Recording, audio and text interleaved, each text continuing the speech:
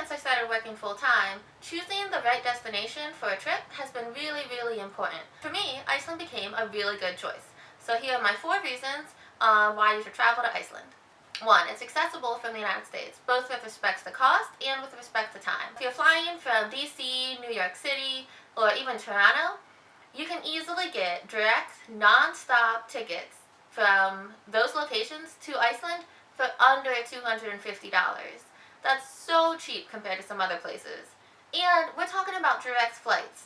That means I'm not spending 30 hours with multiple layovers to get from the United States to somewhere else, but in under 6 hours, I can be to Iceland.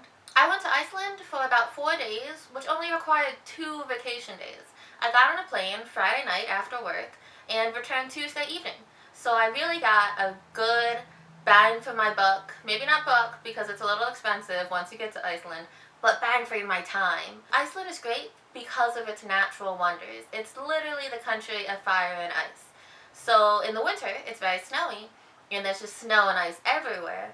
But it's also the location of 2 tectonic plates. So because those plates are always moving, they heat up the water, and very close to the surface you have these very, very hot thermal rivers and pools.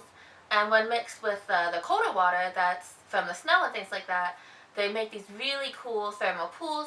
There's even this geyser that goes off every 5 minutes. You can see steam rising while you're surrounded in snow. And it's just this really crazy mix of just natural wonders. There's waterfalls, there's pretty beaches. Iceland is super unique. So my 3rd reason to visit Iceland is that a lot of the attractions are pretty close to Reykjavik, which is the main city. So based in Reykjavik, you can see a lot of things in a short amount of time. So on day 1, you can do the Golden Circle. You can see some waterfalls, little ponies, and geyser, which was really cool. So let's say that takes 1 day. So in the evening, you can do your nightlife, you can go dancing, all in 1 day. But then the next day, you can venture out a little further and see some of the southern coast, which has even more waterfalls, really beautiful beaches, and still you have enough time to return to Reykjavik if you'd like, or you can stay over there. So then you have 2 days and you've seen tons of natural wonders and things like that. And then within the same area on your 3rd day, you can go to a really nice spa. It's one of the most popular tourist destinations in the world. So that covers 3 of your 4 days. And then if you'd like, which I didn't get to, you can also do these really cool like ice climbing. You can go to ice caves. Or if you go in the summer, you can do more camping and hiking.